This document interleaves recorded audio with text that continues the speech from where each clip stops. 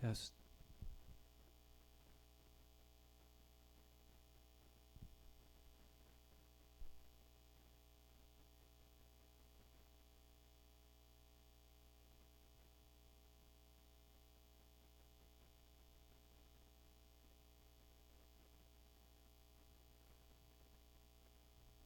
Test, test.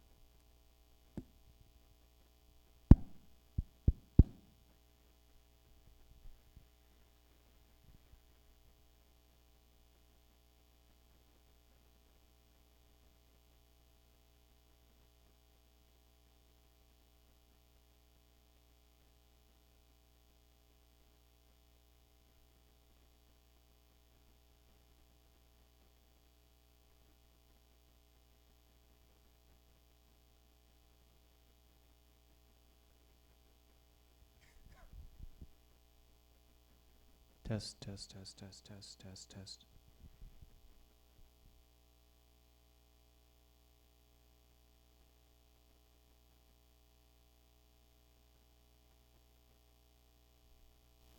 Test, test, test, test, test, test, test, test, test, test, test.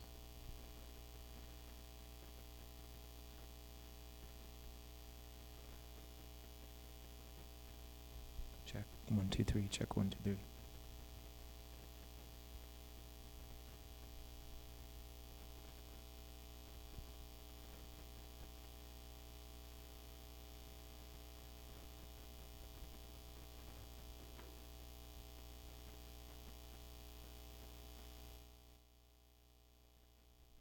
Check 2. Check 2. Check 2.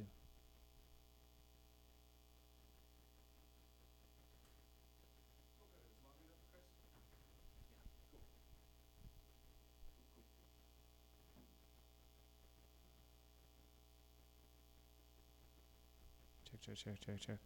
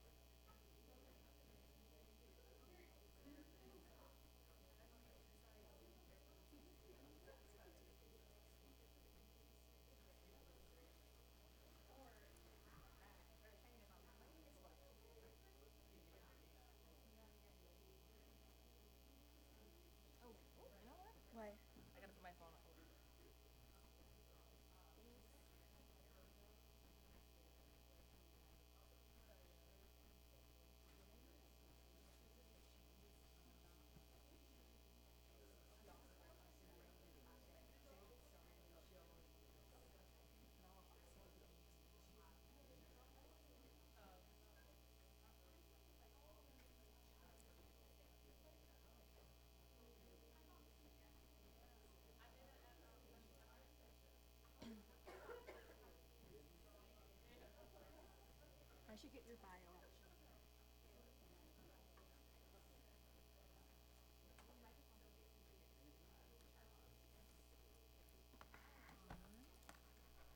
Afternoon, are you ready? Sure. Yeah. Okay. Hello, good afternoon. Thank you all for being so patient with us. It's good to see you all. I know it's been a very rainy day, so it's good to see all of you. Welcome to A Seat at the Table, Women of Color in Public Service. Today's conversation is jointly sponsored by the Students of Color in Public Policy and Women and Gender in Public Policy. Our goal today is simple: to engage women of color change makers, policymakers, and leaders right here in Michigan. Yet, we all know that the pathways to leadership and prominence is anything but simple. And that is what we hope to better understand and delve into today. And I will soon introduce our moderator, who many of you probably already know. And she will tell you a bit about each of our dynamic panelists and guide today's dialogue. I will note that we have one panelist who will be joining us in just a bit, also caught up in the rain as well. So I have to make sure she introduces her. But later we will reconvene for a Q&A as a larger group, and I'll make sure that folks have access to the microphone. I know I see one here, but I'll also be walking around in case you do have questions or thoughts that you want to share. And before heading into the reception, which we are so thankful that the Office of Communications and Outreach has sponsored for us and for all of us to engage in afterwards, we want to make sure that, I have other thanks to give to. Thanks to Nana for, where is he? He'll be taking photos, so make sure you got your game face on. He'll be coming around. So we have some lasting memories and images of this kind of, not just camaraderie, but this type of event that we hope to see more of in the future here at the Ford School. And so without further ado, I will introduce our moderator and we'll get started for the afternoon. Afton Branch is a second-year MPP here at the Gerald R. Ford School of Public Policy. She's a co-chair of Women and Gender in Public Policy and is a Center for Social Impact Board Fellow with Nonprofit Enterprise at Work. Before coming to Ford, she worked in the nonprofit sector for several years, working on immigration policy, organizational capacity building, and women's rights. Thank you. Afton? Gabby. Hi, everyone. Thanks for being here. Thank you. So to get started, I'd like to introduce our panelists. First, all the way on the left is Yodit Mesvin-Johnson. She's the Chief Operating Officer and Vice President for Strategy at NEW, Nonprofit Enterprise at Work. Yes, she is my staff mentor in my Board Fellows program. She's a nationally recognized leader in business development, nonprofit management, and social entrepreneurship. Fun fact, she's also the founder of Lips and Hips, a social enterprise focused on women and girls leadership development. And she mentors a group of young women from the downtown Detroit youth boxing program and launched with them a vegan organic lip gloss line. So that's Yodit. Joelle Jude Fontaine is a program officer with the W.K. Kellogg Foundation in Battle Creek, Michigan. In this role, she works with the education and learning teams to develop programming priorities, identifying and nurturing opportunities to affect positive change within communities. She manages and monitors a portfolio of grants. She provides technical assistance to grantees and also leadership capacity building and development. She has experience in improving the quality of care in early childhood education for children ages 0 to 8, and she brings that to her work at the Kellogg Foundation. So thank you. I'm also going to introduce Rep. Stephanie Chang, who I hear is getting gas and will be joining us very soon. Representative Chang is currently serving her second term representing Michigan's 6th House District, which comprises the cities of Ecorse, River Rouge, and part of the city of Detroit. Before serving in the legislature, Representative Chang worked as a community organizer in Detroit for several years with organizations including Next Gen Climate Michigan, Center for Progressive Leadership, and the James and Grace Lee Boggs School. She's also a proud Ford School alum, where she received a dual master's in public policy and social work. So those are our panelists. Thank you for being here. So to get started, I'd like to hear from each of you about the work that you do, particularly projects that inspire you to get up in the morning every day. So let's start with Yodit and then go to Joelle Jude. The biggest project that inspires me is motherhood, actually. I am the proud mama of a 7-year-old, Tyson, who is second grader here in Ann Arbor Schools. We just moved over from the Lincoln Community Schools. So surprisingly, I've become an ed activist, and I'm happy to be sitting next to Joelle, my new BFF. So at night, just getting really oriented around that. And I think that a lot of my leadership has grown out of my own journey as a woman and most recently in the last 7 years as a mom. I think what gets me up is a commitment really to a more equitable and just social sector. So I spend, in addition to the hats I wear that Afton mentioned, I also am the lead consultant for our diversity, equity, and inclusion work at NEW. And this idea that in my lifetime, we might solve for some of the deep and complex social issues that impact particularly women of color, but also other marginalized women and marginalized peoples, gets me pretty excited. Thanks, Afton. Hi, good afternoon. What inspires me? So I think that what brought me to this work, so I always say that I didn't have a path to philanthropy. I just kind of fell into philanthropy. But what really feeds my work in philanthropy is really wanting to create opportunities for young people. I immigrated to the United States, and living in the United States, it was really interesting because I learned very early on that there was this dichotomy in terms of what my home life was like and what my outside world experience was like. And then later on, kind of realizing what my life had been and what opportunities others had. And so to explain that, coming to the United States, my parents always made sure that we lived in the top neighborhoods where the top schools were located. And oftentimes what that meant is that there was no diversity. So growing up in Brookline and Newton, Massachusetts, I was the only one or two black girls in the class.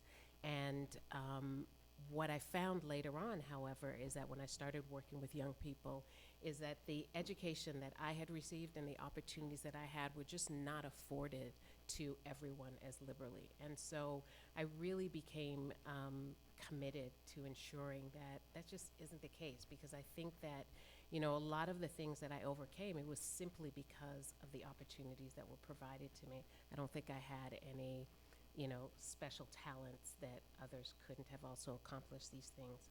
And so how that shows up in my work is that, philanthropy, while I think that we have an opportunity to do an incredible amount of good, the reality is that historically we haven't been as strong as supporting organizations of color, organizations led by women. And so we have a lot of work to do in that. And so for me, I see that as my role as an opportunity to try and help and open some of those doors and provide some of those opportunities. And so the work that we do at Kellogg in the Education and Learning team is that we're focusing on issues for children pre-birth to age 8. While we recognize that children and young people across the continuum, birth to 24, they have issues. They're all important, but philanthropy can only do so much. So we've decided to kind of hone in into this area because it affords us the opportunity to not only help inform and impact the life of a child at the very early stages, but also help to support families as well. And so within Education and Learning, we focus on family engagement, issues around effective teaching, and also looking at broader issues around systems change. And I just want to highlight that part of the reason we do this is that the underlying philosophy of how we approach the work is that we really believe that families are an asset. I think that historically, particularly in education and in early childhood education, families have been seen, the way I often describe it is that quality early childhood is an inoculation from a bad family. And we really don't believe that. We think that quality early childhood education is something that family needs to help support their economic mobility. And so we want to work in partnership, so we want to support families in becoming leaders. We want to support institutions in being able to authentically engage with families. We also recognize that, teaching is an important it's an important sector, an important part of a child and a family's life. We recognize the challenges involved for the teaching profession, and so we're committed to, helping teachers to better meet the demanding needs of the current student, helping teachers to better meet the needs of families, and really work in partnership with families. We also recognize that, the pipeline is, in terms of particularly in urban settings, you have teachers who don't look like the children that they're teaching. And so we're really focused on how do we change that. And then finally, our families, we focus primarily on families who are living in poverty. And we recognize that the systems that they have to navigate, don't always support them. And so how do we improve these systems so that they really can help support families? So that's it. Thank you. I want to go back to you, Yodi. Can you tell folks a little bit about how New approaches capacity building? That's the sort of buzzword for those of us who are trying to learn more about nonprofits, who are interfacing with funders and things like that. Capacity building is a big term, but what does that actually mean, and how do you guys approach that at New? It means a lot. It's an all-encompassing and I think sometimes too broad description of, in fact, just today, as part of some work that Afton's involved in at New in our strategic planning, we've been guided by, and I encourage you to take a look at a national report written by the TCC group called Capacity Building 3.0. And TCC's assertion, and I think we support this thinking, is that capacity building is multi-leveled. It involves individuals, it involves organizations, if you think about this series of sort of concentric circles, and then outside of that, this sort of broader ecosystem or broader community. And so over the years, and I've been in the sector now just shy of 20 years, I would say, the early part of my career, there was a lot of emphasis on professional development, on making people in organizations more professionally adept at doing their work. A lot of focus on technical skills and increasing those competencies. And then I think we've seen it morph into infrastructure. So at New, we have a back office IT business. You know, we have a building with shared shared space and below market rent, you know, to make that piece affordable for nonprofits as they're building capacity. We also have, you know, back office accounting and all of these things that are intended to kind of strengthen the organization. And where we're headed, I think, is more a deeper understanding of the multiple actors that are involved in building capacity. So as an example, about 3 years ago, it's interesting you mentioned pipeline. So I think we have a pipeline challenge throughout the sector, including how do we create succession plans for you all, right? And before you even arrive in into the sector, how do we help to develop you as our next leaders? And frankly, presently the sector has not, because professional development and leadership development are often something that we have to pay for ourselves. They're not frequently funded through, say, a program grant. And so we find that there is not a natural, as in fact, and pardon me while I elucidate this, we were just talking about in the business sector, there's a return on investment for investing in staff and talent, right? Because it drives you towards profit. So you really have a motivation, a profit. I think that we still, in the sector, at least in individual organizations, are challenged to see that ROI in terms of being able to measure outcome or impact. It's still something that we're working on. It's an area where we have some work to do. And so as a result of that, and a number of other external factors, you have leaders who have stayed in nonprofit organizations much longer, and you have now your generation starting to come into the sector with lots of options, a lot more educated, a lot more bills, a lot more student debt, right? And so there's a lot of turn at the entry level and pretty much a thin middle management in nonprofit. And so with that context in mind, a few years ago, we, with our partners here at Zingerman's, who also have a really powerful and dynamic leadership development program, we developed the first kind of public-private nonprofit partnership with them in the form of something we call Leadership Deli. And Deli is develop, elevate, launch, and innovate. And I'll tell you that early on, it was really about, we've got to teach nonprofits how to act like businesses. So we're going to bring in one of the best businesses. I call them the $65 million corned beef shop, right?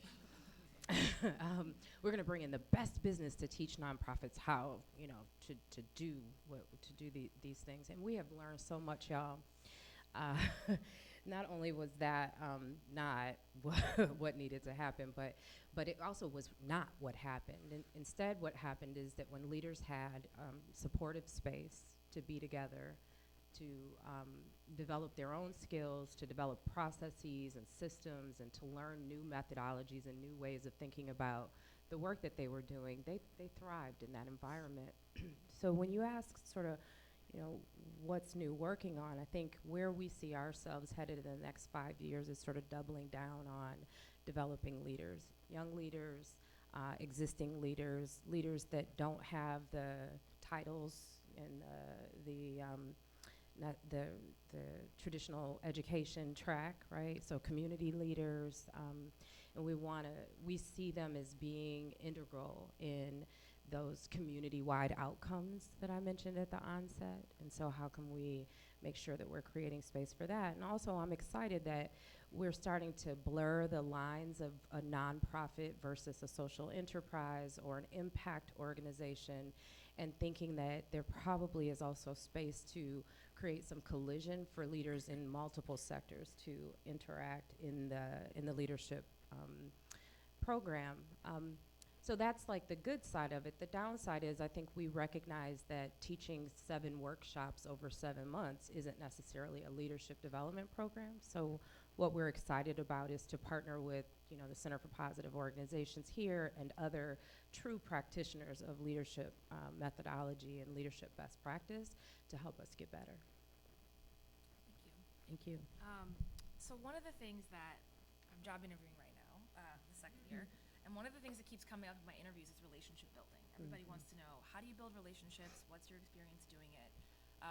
So I want to know from you guys, how do you approach authentic relationship building in your work versus sort of transactional relationship building?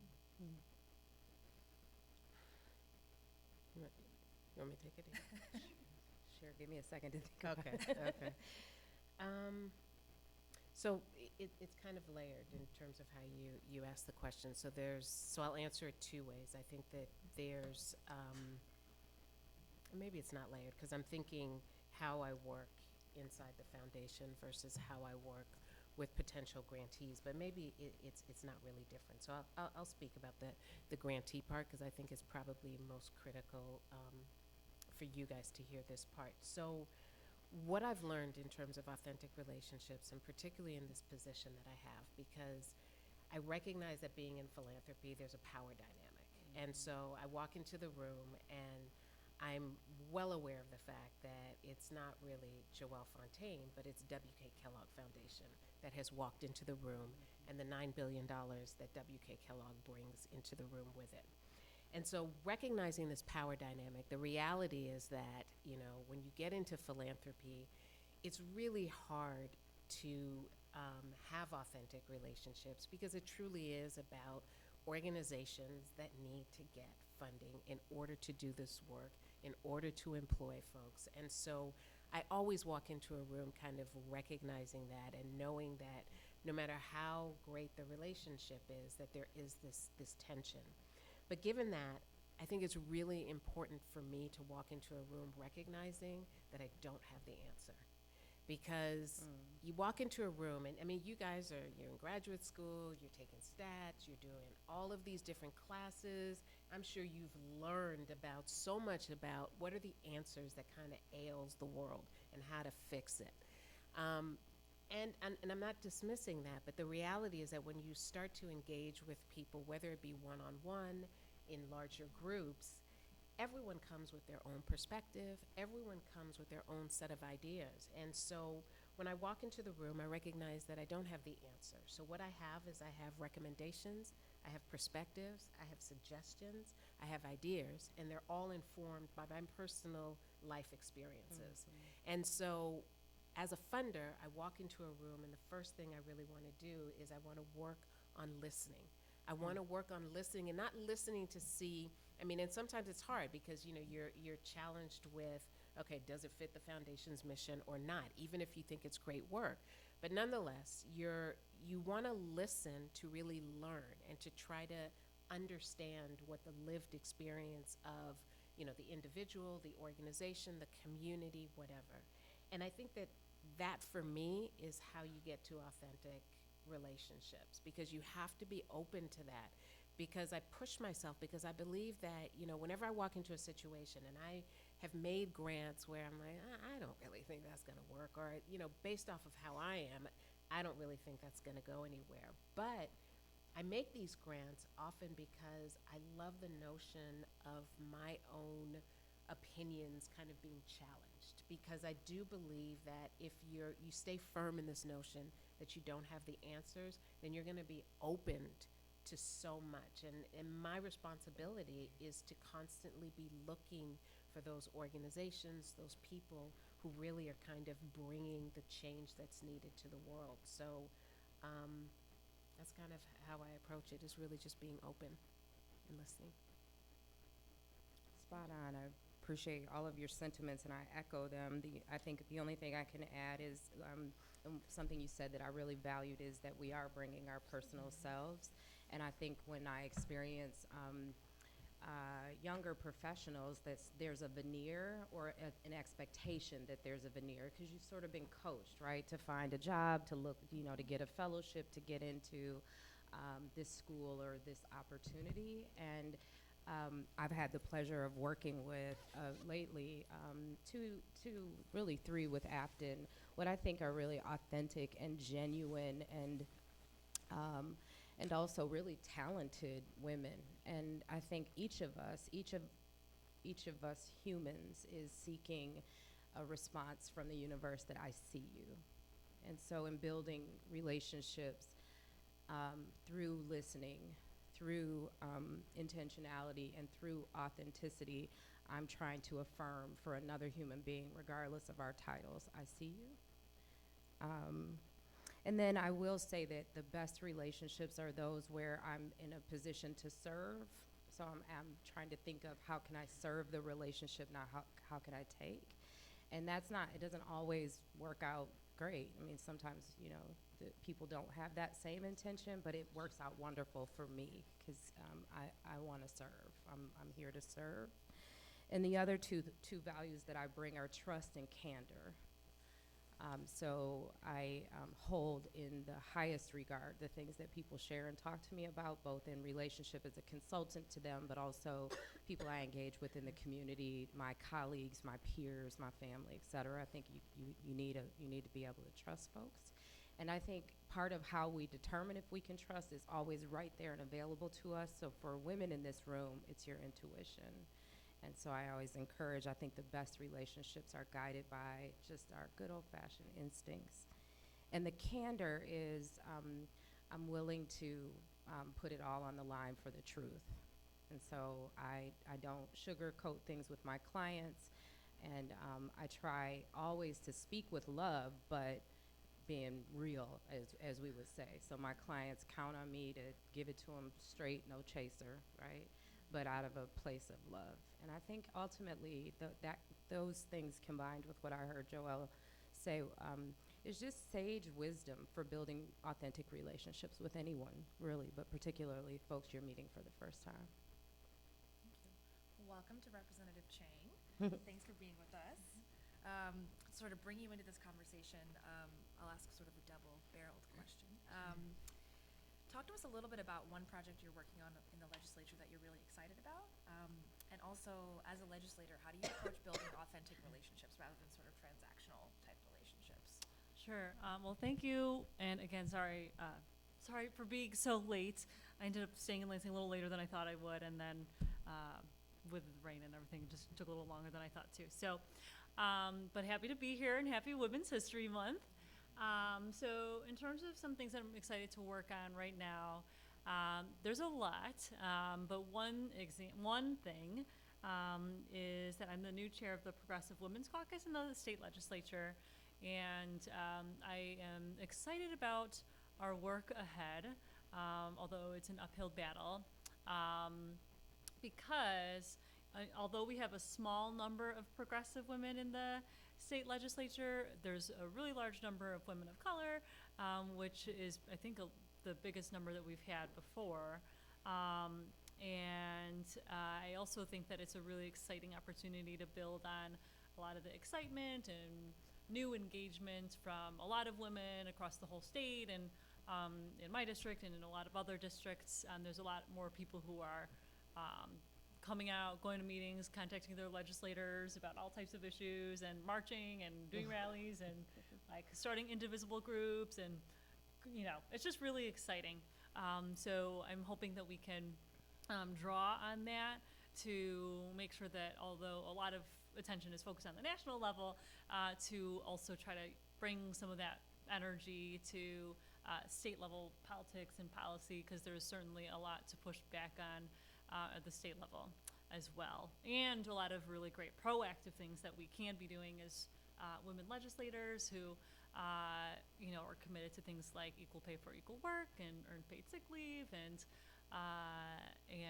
addressing domestic violence and sexual assault, and of course women's health issues. So we've got a lot that we're working on, and it's just exciting to know that the work that we're doing is something that we can try to really get a lot more of this excitement that's building up in the community to help drive some of the action. So, and then in terms of authentic relationships, this is sort of a tough thing to do as a legislator, right? Because I think authentic relationships with residents in my district are a lot easier, I think, than authentic relationships sometimes with certain colleagues. But I think definitely with my residents, I try to really, make sure that people know all the things that I'm trying to fight for, and then I think also trying to break down more of the things that I do and that my office does that is outside of the policy world, so that people just see me like being a mom, see me like, helping to do taxes. We're doing free tax prep with the Accounting Aid Society to make sure that some of our low-income residents get their tax credits, and especially our seniors. We're helping people save their homes from tax foreclosure. And so we're engaging with residents on a day-to-day basis on a lot of needs and a lot of things going on at the very grassroots neighborhood level, of things that they have directly mentioned to us about things that they would like us to work on. And so it is a way to show that we are listening, and that, it's not just like election time in terms of transactional relationship. It's not just I'm doing X so that I can, have you help me get reelected. It's really, and honestly, a lot of the people that we help in our district can't even vote. So, because we do a lot of citizenship work, and we do a lot of work with tax foreclosure prevention, which tend to be people who aren't actually active voters. So it's just a way to, one, actually do the best public service that we can, but also show people that we are really committed to doing the work, regardless of, who they voted for, or what their political opinion is, because we have some Republicans in our district too, and so we help them as well, and so it's definitely not dependent on, because honestly, there's some people who are vocally, not supporting other people, who we've been able to bring into the fold and convince that, we really want to help. And so because of that, we've been able to build some really good relationships. As far as within the legislature, there are definitely a lot of colleagues that I have really good, authentic relationships with, where there's trust, where we are sharing information and sharing life stories and all of that. But I think there is definitely a level with some colleagues where you don't have as much of the personal relationship, where there is sort of like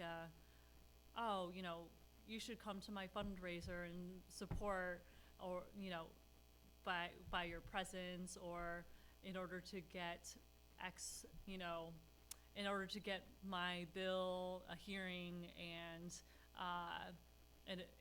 considered, and hopefully through a committee, and hopefully through the whole legislature. I have to play nice on certain issues, and so there is that level of politics, which is just part of the job, but that's not everyone, and it just depends on who the person is and their own sort of personality. I try to, in my one-on-one interactions with some of my colleagues, let them know, I've like really not a lot of ego involved in this, and so some of the things that people get people get really touchy about a lot of different things in the legislature. You know, oh, you didn't give me a heads up on this, or you didn't do this, and I really don't care about any of that. Like, it's just about good policy and making sure we're doing the right thing. And so, even if something does something a little bit out of protocol, with me, it's not a big deal. So, so yeah, it's a little bit of a challenge to do the authentic relationships in the legislature, but we try, and I think that having this Progressive Women's Caucus is one place where we're hoping that we can really find some sisterhood with one another, and because I think a lot of us face the same challenges being women legislators. So we're hoping that that will continue to be a place where we can do that. Great. So this is a question for all of you. How do you think your intersectional identities, sort of considering race, ethnicity, gender, national status, have impacted your leadership style over the years? It's a big one. And if it hasn't, you can say it hasn't.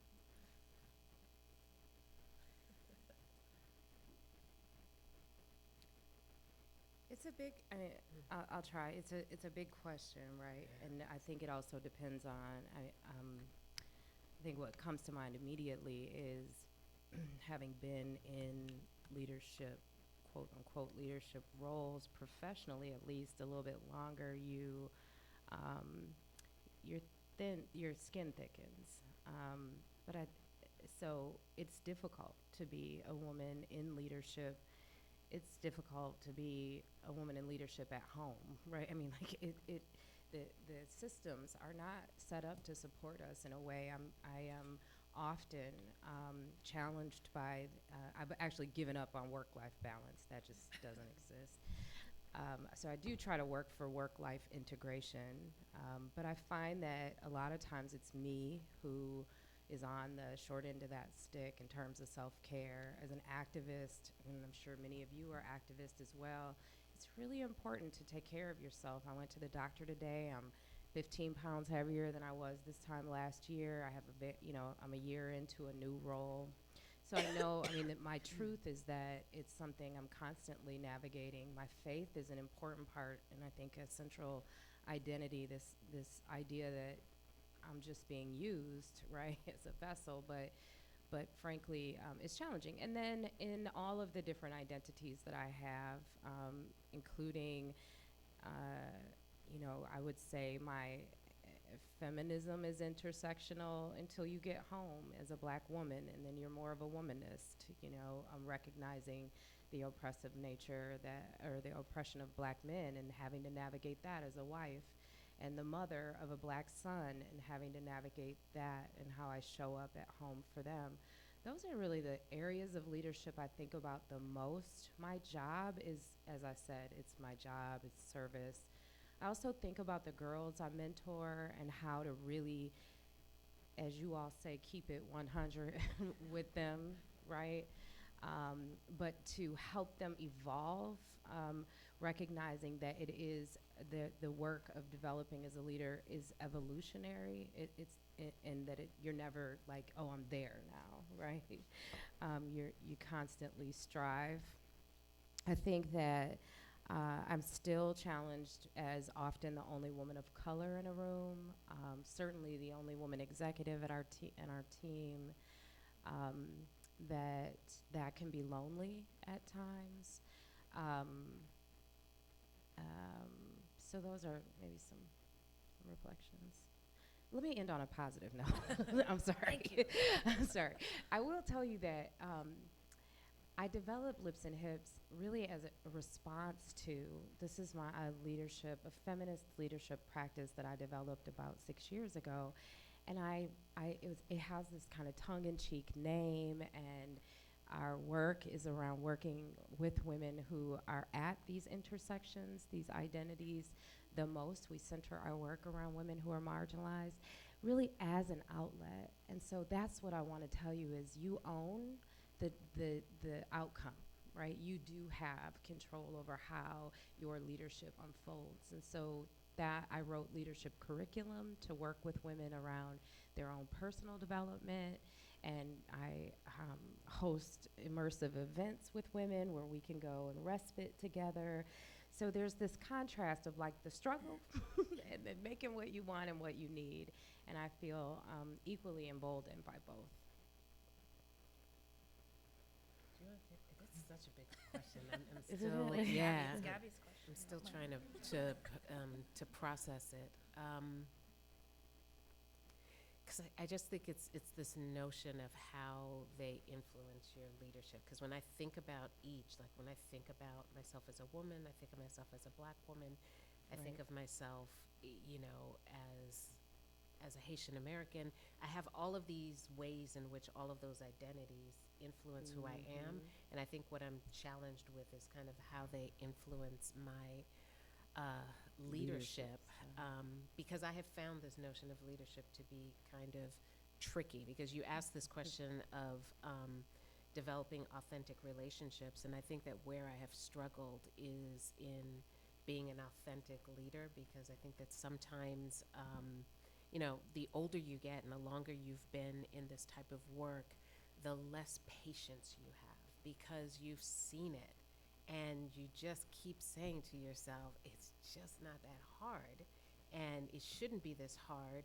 And I know I told you guys before that you don't have the answer, but we kind of know what we need to do, right? And it just becomes really frustrating when time and time again, you don't see those changes happening fast enough. And so I think that the way, if I could address it at all, is the way that it maybe impacts my leadership in terms of, I think, how I mentor others and support others, is that all of those identities have always been kind of struggling to be heard and seen and accepted for just who they are. Like, don't put me in a box in terms of what it means to be a Black woman, what it means to be a woman, what it means to be Haitian American. And so just allowing me to be authentic. And so I think that as I mentor and support others, it's always with this sense of, you know, speak your truth, you know, really find a way to,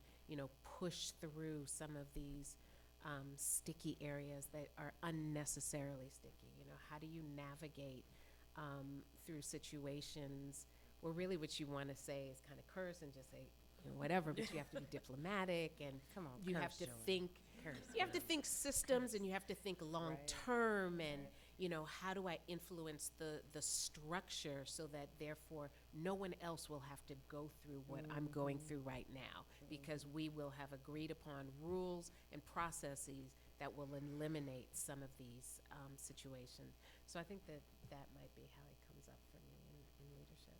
That's great. Well, Representative Chang, I'm going to let you off the hook with that question and ask you a question about working in Lansing. So tell us about being in the political minority. How do you get things done? You have tons of priorities, from safe drinking water to criminal justice reform. How do you get things done when working with others across the aisle? Sure. Well, I think there's a couple things.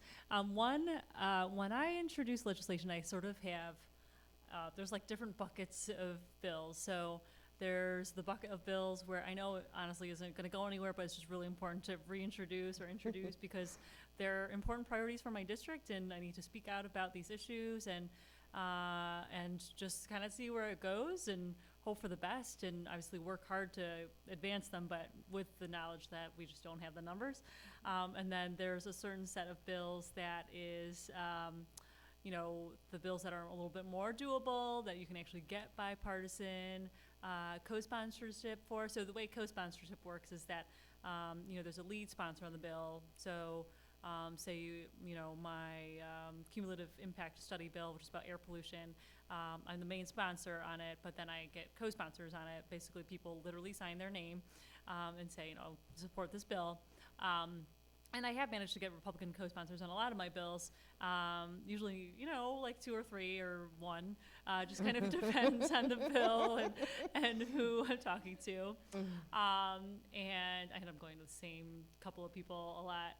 But I think that there is that bucket of bills where you can get more bipartisan support. And I found that I think in the criminal justice reform area, that is an area where there is a lot more bipartisan work and agreement, because when it comes to trying to address fairness in our justice system, from the perspective of also reducing our prison population, there is, I've found a weird combination of like progressives who care about ending mass incarceration, but not necessarily always using that language in a Republican-led legislature, and Republicans who are either very religious and have been involved in prison ministry, or really believe in doing justice and walking humbly, and fiscal conservatives who are like, we're just spending way too much on prisons. There's like this weird intersection of people who tend to, right now, I think, make up the majority of the legislature, with those Democrats and with those Republicans, to be able to get some things done. So there are some bills that I've introduced or that others have introduced that have made it through the legislature that are very much about criminal justice reform. So I think the approach there is to understand that people come at issues from all different perspectives, and while I come at most of these things from a basic justice and fairness perspective, if someone else is able to get to that same end point because they care about the dollars, I will take it, because ultimately it's going to help all of our residents. So there's that sort of like knowing that people aren't going to come at the same conclusion for the same exact reasons, and just knowing you have to have those types of coalitions. I also think that there are some things where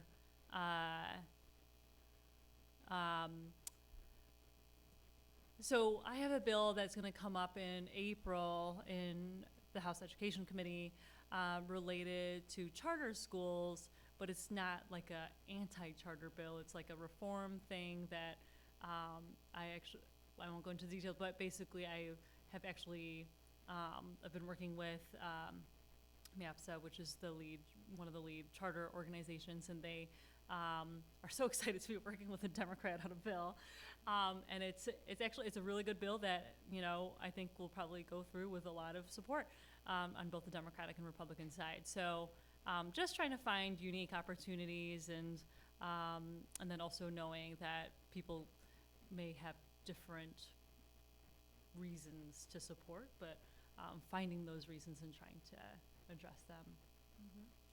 Great. So speaking of politics, I want to ask you both at the end here a question about how do you think politics is going to affect the nonprofit sector over the next couple of years? We don't know what's going to happen with the new administration, but are there ways that you think changes at the federal level will affect either your grantees or folks that you support at New? Well, we're already seeing some impacts, especially with the travel ban and immigration issues. So the ways that it shows up for our clients now are the concerns over subpoena of data and how to protect data presently. Also, much of the immigrant population is kind of bunkered down in communities, and so they're not accessing vital human resources. So we're trying to figure out how do we redeploy those resources, how do we reimagine getting those critical resources, food, basic needs met when folks are scared to leave their houses, and the structures are set up where you come to a food pantry. But if ICE is going to be at the food pantry, you're not coming, right? Also healthcare, obviously, most of the folks in our office were pleased with Friday, but we realized that there will continue to be assaults on the Affordable Care Act, and as a result of that, many people, especially because of the age of the population and the number of nonprofits in the health and human service field. In fact, of the 50,000 nonprofits that are here in the state of Michigan, 65% of them have a mission that serves health and human service in some way. So we expect to see some implications. We were really excited by your responses and the organizing that's happening at the street level. We are trying to respond by holding a series of public policy calls, just free calls, where members of the nonprofit sector can jump on and at least learn what's happening from state experts and national experts in each of those areas. Spaces like education, I'll defer, but so there's this multi-level approach, the rapid response to the things that are happening, like, now it's environmental is on the chopping block, right? And what are those immediate implications? And then I would say longer term or more strategically is helping our clients to think about the impacts of funding cuts. For example, I sit on the board of a local housing shelter, and we stand to lose, about 20% of our budget if HUD has impacts. So how do we redirect our fundraising efforts to start to fill that pipeline with other funds besides HUD? So I'll pause there in the essence of time, but those are a couple ways. I don't think I can quite answer it. I think that we know it's extreme. So I think in being in early childhood, I feel that I have been here before. So 2000 to 2008, there were a lot of monies taken out of early childhood, and there are a lot of crises in the work that I did. So I know that this is far more extreme, but I'll tell you it's challenging because on the one hand, you want to know what's happening so that you can be proactive and you can try to, address things head on. But I think that sometimes there's just so much information out there and so many connections and so many possibilities of what could go wrong that, on a very personal level, I'm just like, oh my God, I think I just need to wait and see for a moment. But I will say that one of the strategies that that folks have started to take is that really seeing this as an opportunity to ensure that the gains that we have made, that we don't lose them. Really using this as an opportunity to organize and to what I really hope, particularly in philanthropy, using it as an opportunity to reflect on what we have supported in the past, particularly the strategies we've had supported in the past, and really taking a strong look at those strategies to determine whether or not they are effective. Because I really think that, our society has changed so rapidly in the past 10 years, but particularly in philanthropy, I don't know if we have changed as rapidly in terms of how we respond to this change. And so my hope will be that we'll take this opportunity to really reflect on those practices, and what will come out of that are, new strategies that will really be able to address the current situation. But I don't know. That's another big question. That was thoughtful, hopeful. That was good. So now we're going to segue into Q&A. If you can raise your hand if you have a question, Gabby will come around with the microphone. Feel free to give context to your question, but please ask a question. We'll open it up.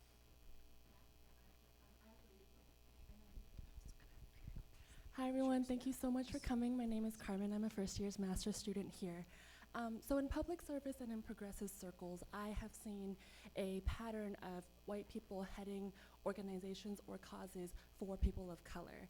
And certainly I have also worked in these types of spaces, and when I find that I have trouble trusting the intention of these folks who are white and directors or leaders. So as women of color, and for us who are going to be moving up in our careers as leaders, what advice do you have for approaching that kind of relationship building? And do you have any suggested frameworks for viewing that kind of allyship, and especially white allyship with white women? Thank you.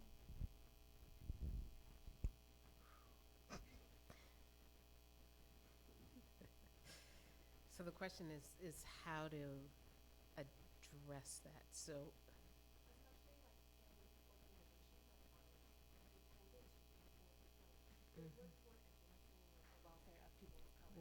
right. But okay. Well, I don't know if I'm exactly going to answer your question. So early childhood is, particularly at the policy level, is very white. If you go into early childhood and you go into a classroom, within the classroom what you will see is women of color who are usually with the children. But as you move on in terms of the lead teachers, the directors, and then when you get into the policy work, it is very, very white. Part of the reason that I came to Kellogg was, even though I'd been working in early childhood for 8 years, I came to Kellogg because it was an opportunity to look at issues of equity in early childhood. And so I think that part of what we've been trying to do, so it's not really going to address your question, because what we've been trying to do is really identify, organizations, people of color who could also lend voice to, this policy work that's happening in early childhood. I think in terms of what I will say in terms of working with allies, I think it's really about assessing the authenticity of the ally and the intent, and where there's an opportunity to inform that intent. If you think that it may not be exactly as it should be, then you should take that opportunity and help to inform. But yeah, it's tough, because I do think that it is part of the problem in terms of the greater societal issues, because good policy is nothing else, and you all may disagree with me, but good policy is really good practice. Practice starts at the ground level. It starts with the people and starts with what works for people. And so if you have people designing policies who have never experienced what the people they're designing policies for, then there's going to be a disconnect. And so I think that it's, for me, that's why I think it's really important that we work on figuring how we can get more people of color involved in, policy development, but also in terms of like the advocacy work that's happening with policymakers. Because you've got, in early childhood, you have a lot of white women talking for Black and brown mothers. And so, yeah. The lever that we pull, and what I encourage you all to do, is organizations are prospecting you, corporations are prospecting you, is to ask them, what is your expressed commitment to equity and inclusion? And often you will see what that is. It's telltale.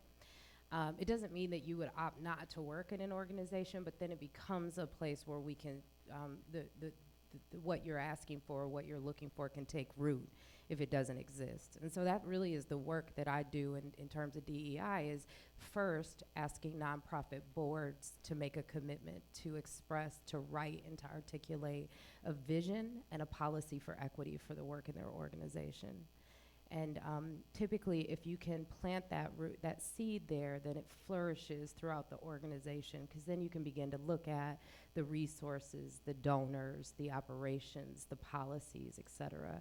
So a great example of that locally is I sit on the board of United Way of Washtenaw County. I'd been invited to join the governance committee a few years ago, looked around, it was very homogenous. They also recognized that, and I was invited as part of that kind of initial, very transactional diversity work we do. Anybody know a Black girl that'll serve on the board? Oh, call Yo D, But when I got there, they said, this is our issue, right? We have this problem. And so the governance committee first invited people of color to the table, right? Because you also cannot do equity and inclusion work without people of color at the table. And then once we were there, we named the issues that existed. For example, the last 7 chairs, campaign chairs, had been middle-aged white men. So if we have an organization where the majority of donors are white and the majority of constituents are people of color, there lies the chasm, right? And the opportunity for the board, whose job is to advance that mission and use the resources wisely, right, to get involved and to look at that. So it looks much better on paper, and certainly in this quick synopsis, but I think where the answer to your question is to begin by saying, what is the expressed commitment to equity and inclusion on the part of the organization? Next question. All right, I'll ask a question while you think. Oh, just kidding. No. Okay, all right. I have it written down, so ask you next. So this is a question that I often ask at panels with folks like you. What's the best advice you've been given about making your way in whatever sector you identify with? And what advice would you give to us, those of us who are looking for jobs, internships, looking for ways to build our leadership in the social space.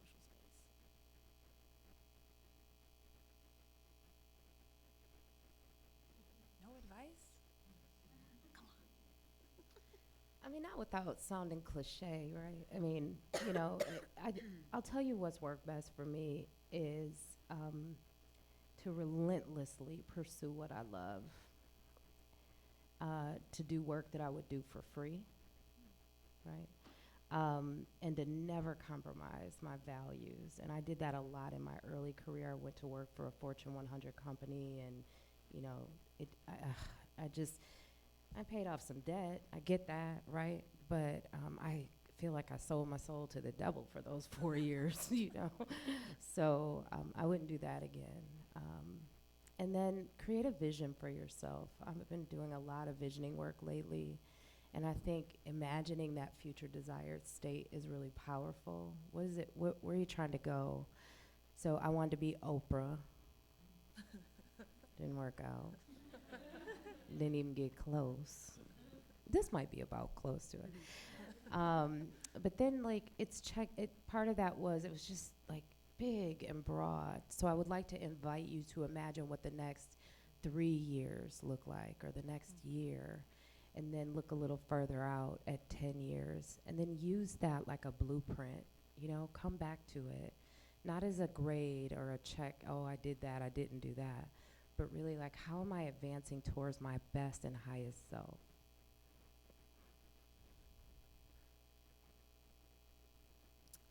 I don't have a lot to add to that, but I guess what I would say is work in service to. Really, I mean, what has always driven me is really trying to make the world better for primarily, you know, my audience are children. And so I really stay focused on that. And so it's never really, for me, been about, you know, necessarily having to make a name for myself other than through my actions and in working in service to. This is going to sound horrible, but I just thought it was a good piece of advice, and because I think it keeps you humble, and it goes back to what I'd said about having the answers. And part of the reason that I stress that is that I really believe that once you start believing that you have the answer, that you then stop learning. And once you stop learning, you stop growing. And I just figure you might as well not be here if you're not growing and learning and developing. And so anyway, at a very, one of my first jobs in New York City, this older Jewish woman at this nonprofit I was working at, I don't even know what the context was, but she said, and I'm not gonna get the New York accent right, but basically she said, if you think you're indispensable, put your finger in a glass of water, pull it out, and see how big a hole you leave behind. And yeah, and so what that said, I mean, what it left me with is that, you know, I just have to work towards this level of excellence that I set for myself.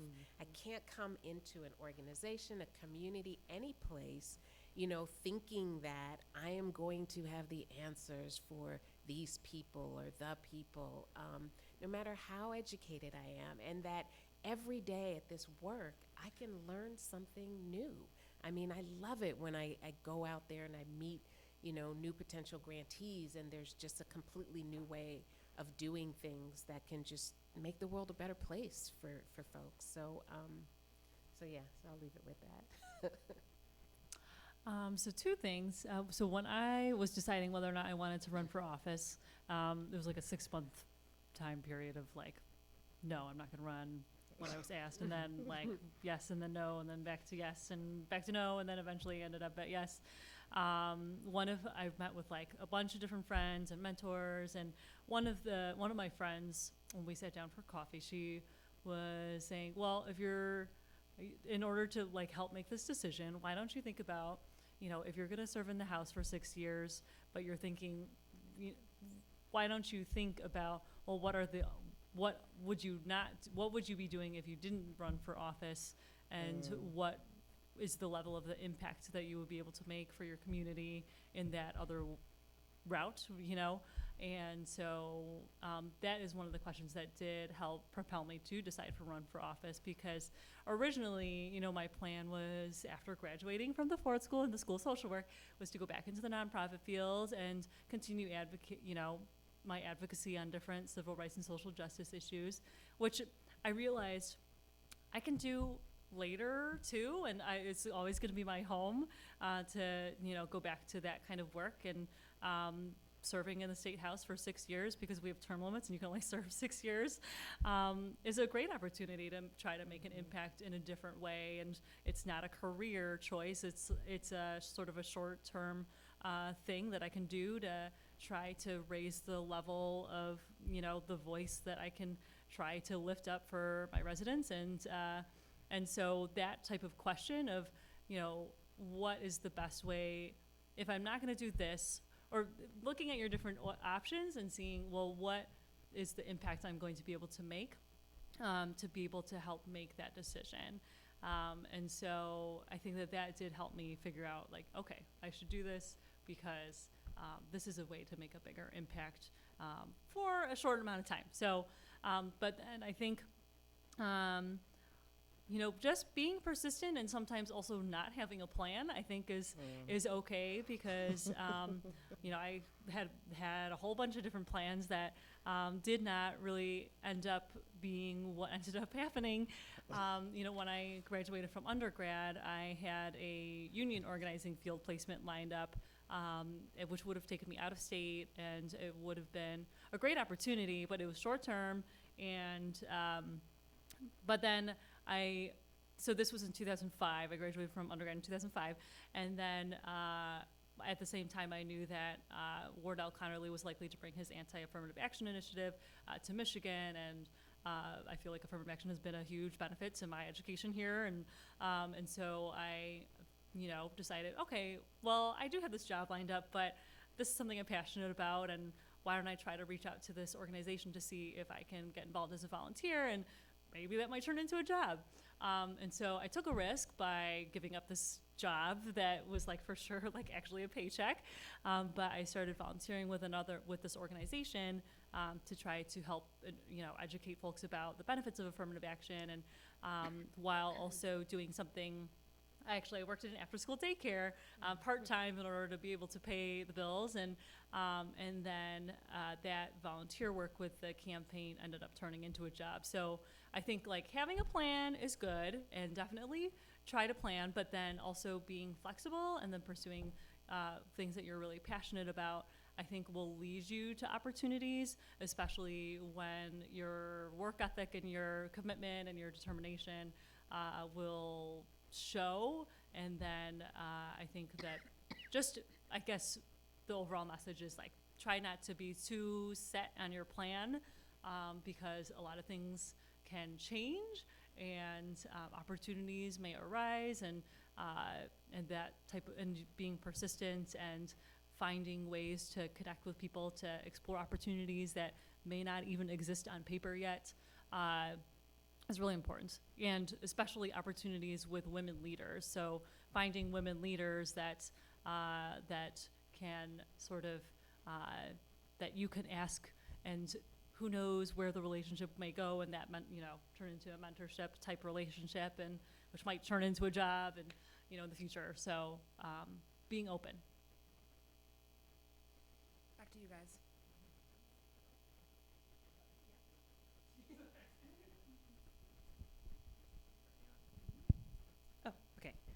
So my name is Essie Hutchful. I'm a second year MPP about to graduate. And my question is, I've observed in my own experience and those of others, particularly for women and particularly women of color, that there's this sort of pressure that we experience to sort of constantly succeed, particularly because of sort of, I guess, the saying that you have to be sort of twice or three times as good. And so there's sort of a constant fear of tripping up or being wrong, of experiencing failure. So I wanted to ask, for whichever of you three want to take on the question, if you could talk about moments when you did trip up, when you were wrong, and when you did, feel that you failed, and how did you contend with that? Every day. Yeah, again, I'll point back to Lips and Hips, and I'm so glad that you brought this up because I wanted to make sure that you get all sides of this work and of choosing to serve. And I spent, I would say, in that early part of my career in making some of those poor choices, right? And then it sits with you and it sits in your spirit. And also the multitude of identities and experiences and traumas that that you bring to your job. I spent a lot of time, I think, kind of suffering in silence, bouts with situational depression and things of that nature. And so Lips and Hips really was a road to healing and recognizing that failure is a part of the journey. It's as much a part of the journey as success is. And so I encourage women of color that self-care piece is really a priority. And when Joelle Jude was talking, I reminded kind of a tongue-in-cheek piece of advice I got, which was if you are the smartest person in your crew, you need a new crew. So like, get some folk around you, and by having young people and people from different identities and walks of life and mentors and mothers and channeling, for me, the ancestors, the women whose shoulders I stand upon, right? When I could get clear that I'm just a little itty bitty part in a really big connected web, right, of powerful women from all walks of life, but particularly women of color who have carried country, child, society, civil movements, right, worlds, globes on our back, that you're never alone. And that failure is absolutely okay. So I literally do fail, like, every day. Like, I was 5 minutes late here, right? I try not to do that. And I have learned that that is as much a part of my success as my success. Thank you. So it's interesting, as you were talking and as I was reflecting on your question, I think when it comes to your career, I don't know if I believe in this notion of failure. So when I think about challenging times for myself, the way that I would describe them more accurately is that they have been periods of time where I have been in an organization or in a place and time that just did not feed me, or there was this relationship that it just didn't work. I mean, being at work in your career and finding the right place I have this colleague at work, everything comes down to a relationship with him, so I'm laughing that I'm talking about relationships here. But it really is about a relationship. It is about how, within the context of the organization, are you able to be authentic? Are you able to bring your voice? Are you able to really move on your perspective? And if you can't do these things, and if you feel that somehow you have to conform to the organization or to the people, then I think that those are the moments where there's failure. And basically what that is that you're not really being true to yourself. And so I think that if there's any advice I would give around that, it's that you try to make sure that whatever environment you're in, that it is an environment where that one values you, but that also you think you can bring your authentic self. And then I don't think you should be afraid of this quote unquote failure, because particularly in philanthropy, I look for those, because it's like I find it really funny, those grantees who want to write us a report and just say how everything went well. Well, okay, but philanthropy doesn't really necessarily just fund everything going well. We're looking for problems and we're trying to solve those problems. And so I think that, whenever you have challenges or failures, that's really an opportunity to learn. It's an opportunity for deep reflection. It's an opportunity to grow. So I would look at it that way. I'm in the audience, like I'm not around with the mic. This has been amazing. No, but we have one more question before we head into the reception, and Sharice. Thank you. Hi, I'm Sharice Wilkins. I'm a first year MPP MBA. I have a list of gems from all the advice that you just gave, so thank you. But you women are very accomplished in your fields, and I'm sure there are people like us who are looking up to you as models for our careers and social impact. So at the level that you are now, how do you focus on your professional development and career advancement, and who are you looking up to in this space?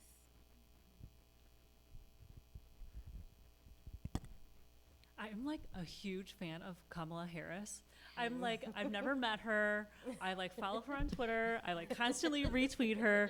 I'm like, can I just be her? Like, I mean, I don't actually ever want to run for US, but that's like, but I just, like every bill she introduces, I'm like, oh, I want to do that too at the state level. So actually there is the very first bill she introduced as a US Senator. I'm looking to try to see if I can do a state level version. I'm not sure if it will work with the Michigan statute, but the bill is just by the way, is to make sure that if someone's picked up by ICE or CBP, that they have to have the right to counsel. So I don't know if I can actually do that, but I totally look up to her because I think that she's just such a great model of someone who is like fierce and progressive and bold and unafraid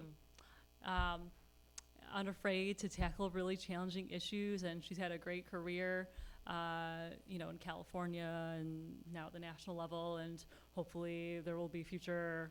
I'm sure we're all really hopeful that maybe in 2020 that she might be somewhere really high on that ticket. So so she is someone that I definitely look up to. And I think there was an earlier part of your question which I forgot because I got so excited about. Oh, right. Yeah, I am. I have a lot of. So my predecessor, Rashida Tlaib, she was the first Muslim American woman in the Michigan legislature, and she's a good friend, and she's someone that I really look up to. So she is someone that I do go to for advice every now and then, and but I also. I try to just ask questions, and but also I try to go every now and then to. There are conferences for legislators about different issues, and so like in my work around environmental justice issues, I recognize that I came into the legislature with really not a lot of environmental background, but I've learned a lot in a short amount of time. But I'm constantly learning, and so I try to go to as many of those things as possible. And then I also try to humbly know that I am not the expert, and so going to a lot of the other organizations to help educate me when I'm about to work on some legislation. So a lot of partnerships, and so there's a couple of environmental groups that I always seek counsel from when I'm developing legislation because they really are the ones that know everything. So in that sense, like building a partnership, staying in communication, asking tons of questions, and just being humble and knowing that there's a lot that I don't know. And so my professional development is a lot of times just like asking a lot of questions. I think I take Yodit's advice is that I try to get with a really smart crew. So I think that when I meet people who I think are incredibly bright and really have a lot to offer, I try to connect with them and to challenge myself. I think that within my own networks, I think just always trying to unpack the work that we're doing and assessing our impact, that really helps to feed me professionally. And then, whenever we can, conferences so much, I don't think I get, here and there may be some conferences, but I think it's more for me being out in the field and really learning from the grantees that we fund. I think that really helps me professionally more so than anything else. Mm-hmm. Yeah, all of what they said. I mean, it just thirst for learning. I think the most effective leaders are constantly trying to understand the landscape, the space they're in, listening a lot, which I appreciate y'all listening tonight. You kind of had to, but I agree about the conferences. Save your money. I don't know that the design of a conference is as effective for learning. I'm not an expert in this area, but I think like 6 or 8 hours of information coming one way. Although there are folks trying to, work on the design there, but I find I learn so much, like listening, being immersive, you know, looking for the real folks who have a thumb on the pulse of what they're talking about. So I think you'll find once you're out of the academia environment that getting in community is going to just raise your consciousness and awareness so much. And also from time to time, whatever sector you may be in, go and learn about something else. Something else, That's completely different, because I think that that's also part of the problem sometimes in terms of our repeating mistakes, is that there's all of this knowledge that exists in other sectors that we sometimes will tend to ignore. And so I think learning about a different area is incredibly helpful. And learning isn't like a one and done. Right. So I think the other way that we honor other people, other experts, et cetera, is, you know, that we spend some time. So when, you know, I'm just really sensitive right now about the LGBTQ community, and I think it's become sort of PC to, you know, go LGBTQ, but there are so many layers within the community and so much more that we should really know. And the same is true to the person's point earlier about working in communities of color, including those of us who experience privilege outside of our racial identity. I think I've been most humbled by remembering that although I'm, you know, the child of an immigrant and I grew up in Detroit in modest, you know, upbringing, that's not necessarily my experience today. And so I'm not authorized to speak on behalf of people in those communities still. So to touch on the conference thing. So it depends on the conference, but also Girl, I think invite me to a good one, please. Please. The conferences that I go to that have been the most helpful are the ones where it's like an extended network of like, so for right now, legislators from other states where I can hear, so like there's this quad caucus, it's like the Asian American, African American, Latino, and like Native American legislators from around the country. It's not everyone, but it's, anyway, actually it's Kellogg funded. So thank you. But like I appreciate those because then I get to hear, oh, like this legislator's doing this awesome thing in some other state. I should like talk to them and like see what I can do here. And so I've been to a couple where it's the network, really not the actual conference, but it's like, you know, I've been to one where it was like young elected officials around like energy and environmental justice, so that I'm like, oh, this is a really great idea. I'm going to follow up with that person. So sort of like, for me, at least the learning about what legislators in other states are tackling is a great way to be able to be like, oh, I should follow up with that person. Well, thank you. Let's give one big round of applause to our panelists. Thanks for coming in the rain. Thanks for sharing your experiences. Everybody continue the conversation out there. There's brownies and lemonade and all that good stuff.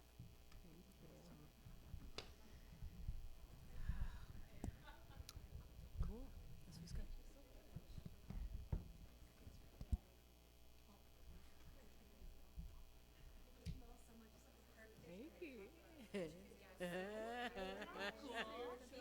I was thinking so.